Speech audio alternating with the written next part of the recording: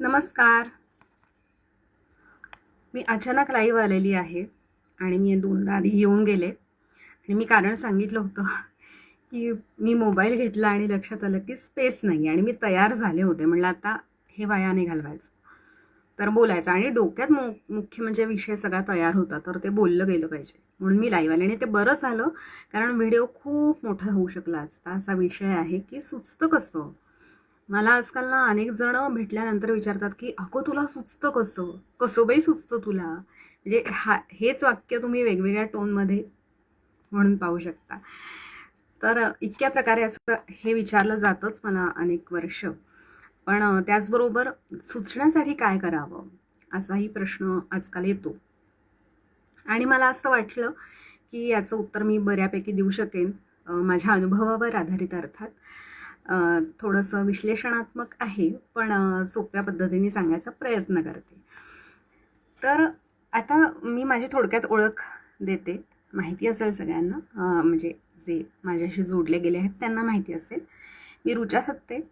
आज मी सुचणं या विषयावर बोलणार आहे. म्हणजे अर्थात मी लेखन करते गद्य पद्य आणि त्या जोडीला मी म्हणजे वक्तृत्व म्हणजे बोलण्याच्या क्षेत्रात पण आहे.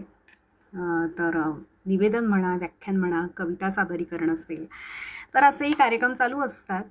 आणि या दोन्हीची तुलना करून बोलायचं झालं तर मला असं वाटतं की लेखनाचा पेपर थोडासा अशासाठी सोपा आहे, म्हणजे थोडंसं आपल्याला हलकं वाटावं यासाठी सांगते की तिथे प्रसंगावधान, हजरजबाबीपणा हा एवढा अपेक्षित नाही आहे. म्हणजे अगदी डेडलाईन किंवा लगेच हवं आहे असं काही असेल तर गोष्ट वेगळी, पण त्या मानाने आपल्याला वेळ घेऊन लिहिता येतं असं मला वाटतं.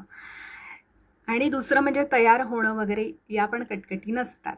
त्यामुळे लिहिण्याचा पेपर मी असं म्हणेन की सादरीकरणापेक्षा थोडासा सोपा आहे या बाबतीमध्ये. ठीक आहे. आता मुळामध्ये हे सुचायला का हवं असं पण लोक विचारतील, किंवा काही जण असं टिपिकल उत्तर देतात, म्हणजे ओढून ताणून लिहू नये हे खरं आहे. आपल्याला क्लिक झाल्याशिवाय ते कुठेही पाठवू नये वगैरे अशा मताची मी पण आहे.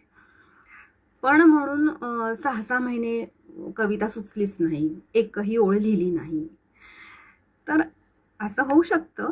पण तुम्हाला जर एक स्टेप पुढे जायचं असेल किंवा तुम्हाला प्रोफेशनली या गोष्टीचा जर विचार करायचा असेल, म्हणजे अगदी गीतकार म्हणून म्हणा, कॉपीरायटर म्हणून म्हणा, म्हणजे आता मी जे बोलतेय ना ते कुठल्याही फॉर्मला चालू शकतं, अशा अर्थाने मी सांगणार आहे. म्हणजे माझा अनुभव जरी ललित लेखनाचा असेल किंवा बाकी जो काही असेल, कॉपीरायटर म्हणून मी काम केलेलं आहे, पण तो कुणालाही उपयोगी पडू शकतो किंवा कुठल्याही कलाकाराला सुचणं या गोष्टीसाठी उपयोगी पडू शकतो. आणि पडला तर मला खूप आनंद होईल आणि तुम्ही मला नक्की कळवा की तुम्हाला हे आजचं लाईव्ह कसं वाटलं आणि तुम्हाला काही त्याचा उपयोग होईल असं वाटतंय का. ठीक आहे. तर ओढून ताणून न लिहिलेलं चांगलंच, पण तुम्हाला जर सुचायला हवं असेल तर सगळ्यात महत्त्वाचं काय माहिती आहे का, तुमच्याकडे डोक्यामध्ये एक स्पेस पाहिजे. म्हणजे अगदी रोज असली पाहिजे असं नाही. म्हणजे आता माझा आज संध्याकाळी समजा कार्यक्रम आहे, तर मला त्या कार्यक्रमावरच फोकस करायचा आहे. मग मी उगाच काहीतरी परिकथा लिहित बसेन असं होऊ शकत नाही, बरोबर. पण अधूनमधून म्हणजे तुमच्या सगळ्या प्रोजेक्टमध्ये थोडं थोडं असं अंतर असलं पाहिजे की तुम्हाला तुमची स्पेस मिळाली पाहिजे डोक्यामध्ये. म्हणजे असं काही गरजेचं नाही की तुम्ही कुठेतरी बाहेर लोणावळ्यालाच गेला आहेत किंवा कोकणातच गेला आहेत आणि मग तिथे तुम्ही अगदी रिसॉर्ट बुक करून तिथेच लिहित बसलं पाहिजे असं नाही आहे. तुमच्या डेली रुटीनमध्ये तुम्हाला एक मेंदूला स्पेस मिळाली पाहिजे. म्हणजे एक साधी कल्पना करा ना, तुमची सुंदर बाग आहे आणि तिथे सगळं गवत माजलं असेल, तर तिथे तुम्ही कशी फुलझाडं लावाल छान, हो की नाही. त्यामुळे तुमच्या डोक्यामध्ये विचारांची गर्दी आणि टॉक्सिक ज्याला म्हणतात तसं माइंड तुमचं असू नये. तुम्ही छान प्रसन्न असावं, शांत असावं, अशी एक गरज असते. त्यामुळे तुमच्या मेंदूत ती जागा पाहिजे, वेळ पाहिजे. आता वेळसुद्धा सकाळी का संध्याकाळी का दुपारी 2 तास कसे मिळणार असा काहीही प्रश्न पडायची गरज नाही आहे. तर म्हणजे मी तर म्हणेन की अगदी आपण कॅबमध्ये बसलो आहे. म्हणजे मला बसमध्ये बसल्या बसल्या एक विडंबन सुचलं होतं. अशा खूप गोष्टी आहेत सांगण्यासारख्या. किंवा स्वयंपाक करताना तर मला नेहमीच सुचतं, कारण स्वयंपाक करणं माझ्या दृष्टीने मी रिकामी असते, कारण आपण हाताने काम करत असतो आणि आपलं डोकं रिकामं असतं तेव्हा. तर ते मी तेच म्हणलं, रिकामं ठेवायला हवं आपण डोकं. सतत काहीतरी हा कसा पुढे जातो आणि त्यालाच कशी संधी मिळते हे असल्या विचारात राहू नका. तुम्ही तुमच्या छान तुमचं एक विश्व निर्माण करा आणि त्याच्यामध्ये आपल्याला काय काय निर्माण करता येईल आणि आपलं विश्व हे युनिकच असतं. त्यामुळे असं सुंदर आयुष्य जगत राहिलात ना तर सुचत राहतं. आणि एक स्पिरिच्युअल उत्तर द्यायचं झालं, हां, म्हणजे एक गोष्ट ही तर आहेच की त्यांना कसं एवढं छान सुचतं. तर आता म्हणजे गदिमांना हे कसं सुचलं हे उत्तर गदिमा स्वतःही देऊ शकतील असं नाहीये अमुक एक गोष्ट, कारण ती शेवटी प्रतिभा आहे. त्यामुळे ती प्रत्येकाला जशी मिळेल तसा तो भाग आहे. पण तरी सुद्धा आपण त्यातल्या त्यात काय करू शकतो हा आजचा विषय आहे. त्यामुळे कोणाला किती छान सुचतं आणि मग छानच कसं सुचतं हा तो ज्याच्या त्याच्या प्रतिभेचा प्रश्न आहे. त्यात आपण बदल नाही करू शकत, म्हणजे आपल्याही प्रतिभेमध्ये. पण आपण काय करू शकतो, आपण आपल्याला एक अनुकूल वातावरण कसं देऊ शकतो हे मी सांगते. जसं सांगितलं की आपल्या डोक्यामध्ये जागा हवी, आपल्या दिवसामध्ये वेळ हवा. वेळ म्हणजे अशा अर्थाने की तुम्ही हाताने काम करताय पण तुमचा मेंदू रिकामा आहे. आणि मग जसं म्हटलं की निगेटिव्हिटी जेवढी कमी असेल तेवढे तुमच्या मनामध्ये काही चांगल्या गोष्टी उमलून येतील अशा अर्थाने. दुसरं म्हणजे आता मी इथे माझ्या शब्दसरीचं उदाहरण देईन की हे मी कशाच्या आधारे बोलते, कुठल्या अनुभवाच्या आधारे बोलते हे पण तुम्हाला माहिती पाहिजे. तर मी वर्षभर सकाळमध्ये सदर लिहित होते.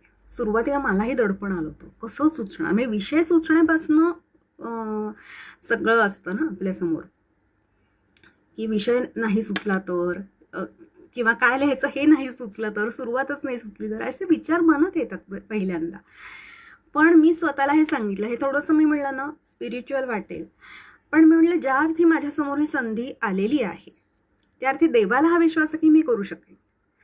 दुसरं म्हणजे जे समोरचे लोक जर माझ्यावर विश्वास ठेवतात तर मी स्वतःवर विश्वास ठेवला पाहिजे. त्यामुळे 52 भाग किंवा पहिल्या भागाच्या वेळेला माझ्या डोक्यात नव्हते, एक एक भाग सुचत गेलेला आहे किंवा विषय आधनमधनं सुचत राहिलेत.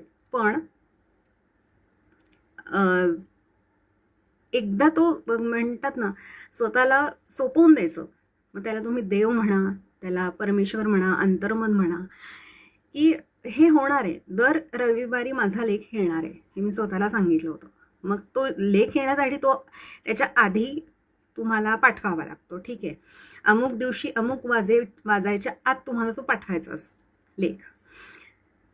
तर त्याच्या आधी विषय ठरण्यापासून तो लिहून होऊन तपासून होईपर्यंत माझं सगळं झालं पाहिजे हे माझ्या डोक्यात असायचं.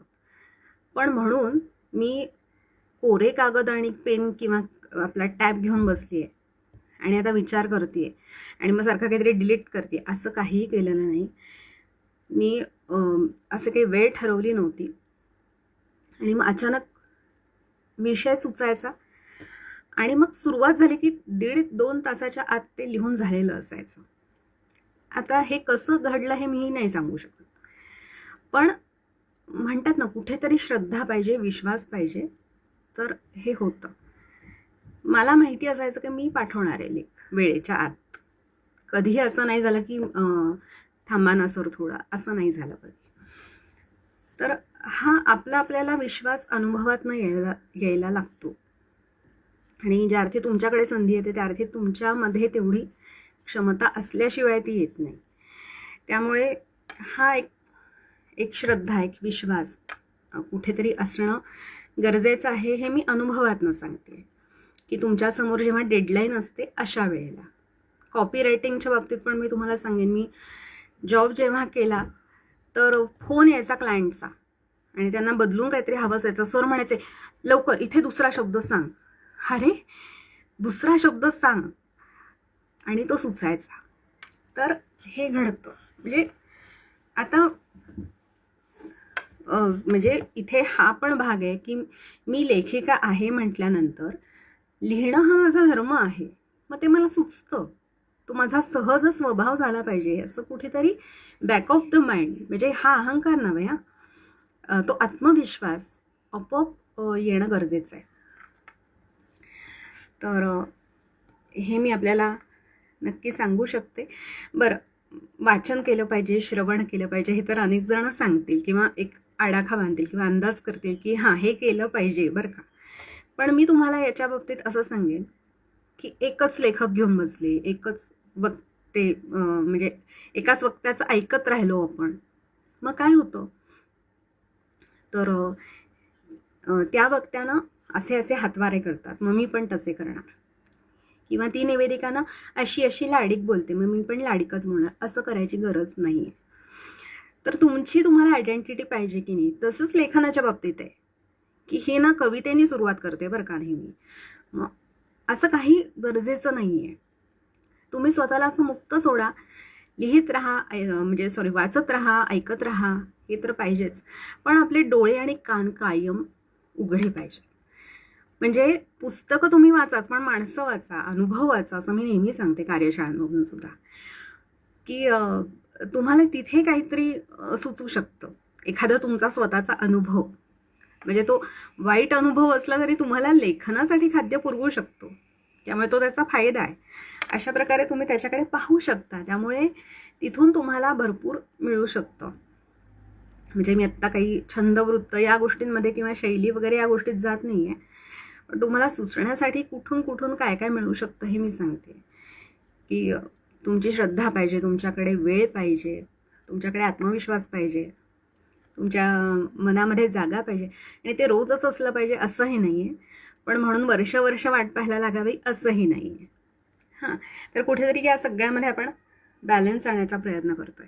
म्हणजे आता 2 कार्यक्रमांमध्ये बऱ्यापैकी गॅप असते, मग अशा वेळेला मला वेगवेगळ्या संकल्पना सुचतात, काहीतरी सुचत राहतं आणि त्यातनं काहीतरी होत राहतं. आणि म्हणजे मी जरी इथे पोस्ट केलं तरी त्याचं पुढे कुठेतरी कार्यक्रमात उपयोगी पडतं, कुठेतरी लेखामध्ये उपयोग होतो, अशा गोष्टी होत राहतात. तर त्यामुळे करत राहिलं पाहिजे. आणि ह्याच्यात एक महत्त्वाचा भाग मला असा सांगायचा आहे की नॉलेज हे पण महत्त्वाचं आहे तेवढंच. म्हणजे वेगवेगळ्या गोष्टी माहिती असणं.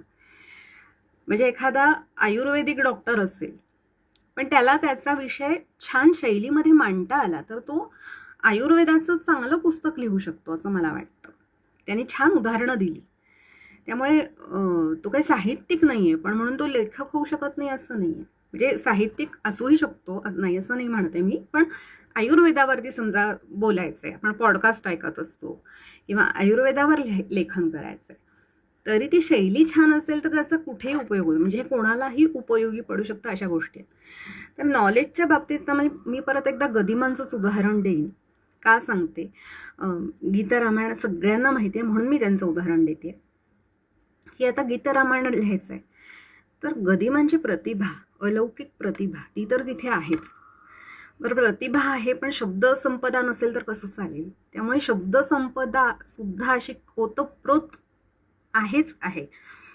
पण या दोन्हीच्या जोडीला सगळ्यात महत्त्वाचं काय आहे, तर वाल्मिकी रामायणाचा संदर्भ. म्हणजे कधी कधी त्यांनी स्वतःच्या कल्पनेनं सुद्धा काही म्हणजे गीतं त्याच्यामध्ये असतील, की सावळा अगं रामचंद्र म्हणा, किंवा शब्द त्यांना स्वतःचेच, कारण मूळ वाल्मिकी रामायण हे संस्कृत आहे आणि ते खूप विस्तृत आहे. 56 गाण्यामध्ये ते आणणं किती कठीण आहे आपण कल्पना करू शकतो. पण मूळ वाल्मिकी रामायण हे त्यांनी वाचलेलं आहे, ते पूर्णपणे त्यांनी ते अभ्यासलेलं आहे, हे आपल्याला जाणवत राहतं. कारण कोणी नंतर विचारलं किंवा त्यांना सांगण्याची वेळ आली तर हे सांगता आलं पाहिजे, हो हे वाल्मिकी रामायणात हे असं आहे, किंवा हे मला सुचलेलं आहे, हे का लोककथेचा संदर्भ मी इथे दिलेला आहे, हे सगळं तिथे आपण समजून घेऊ शकतो गीता रामायण वाचत असताना. हे मला जाणवलं.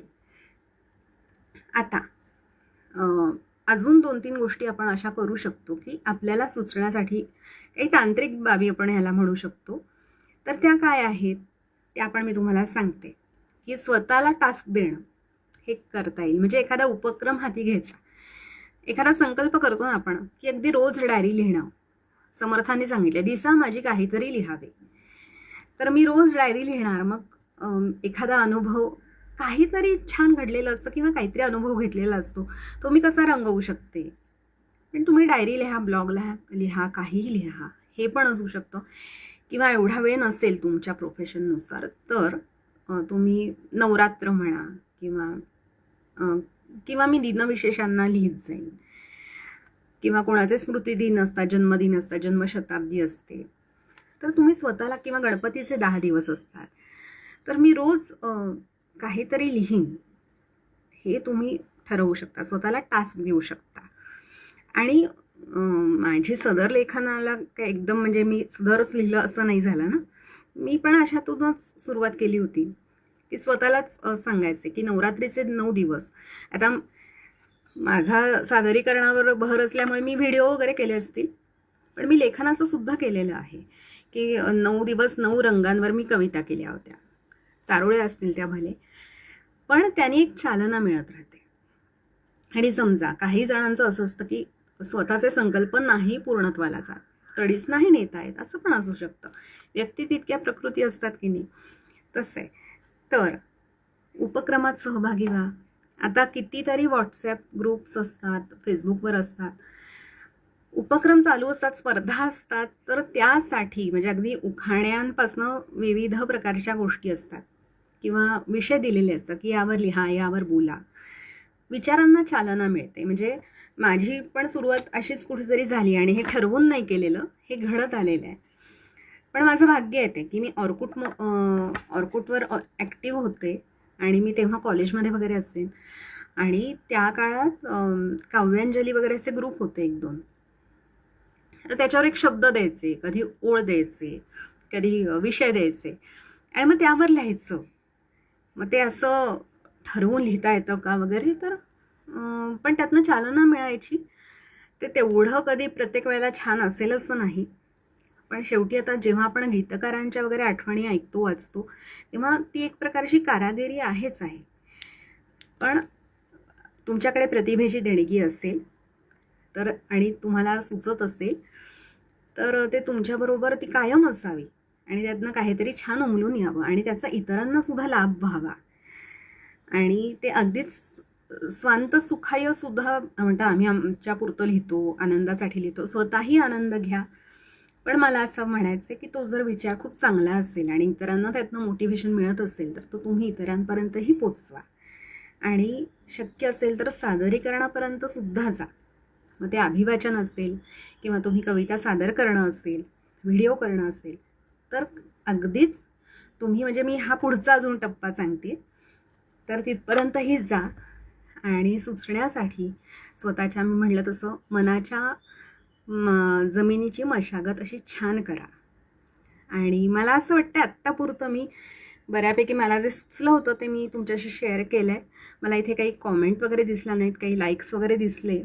कोण लाईव्ह होतं कोण नाही काही लक्षात नाही आलं.